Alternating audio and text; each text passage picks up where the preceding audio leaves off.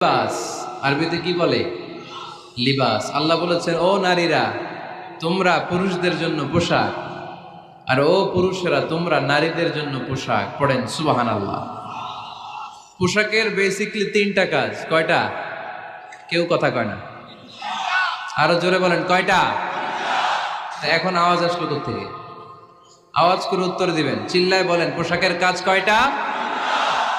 এভাবে শেষ পর্যন্ত খোঁচায় যেন সাউন্ড বের করা না লাগে, স্বপ্রণোদিত ভাবে উত্তর করবেন, ক্লাসের মতো হোক। তিনটা কাজ। এক নম্বর কাজ হচ্ছে পোশাক ইজ্জতের আবরু, লজ্জাস্থান ঢেকে রাখে, ঠিক কিনা?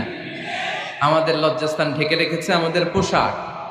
ঠিক তেমনি স্বামী তার স্ত্রীর ইজ্জত হেফাজত করে, স্ত্রী তার স্বামীর ইজ্জত হেফাজত করে, স্বামী তার স্ত্রীর চরিত্র হেফাজত করে, আর স্ত্রী তার স্বামীর চরিত্র হেফাজত করে। এজন্য আল্লাহ একে অপরের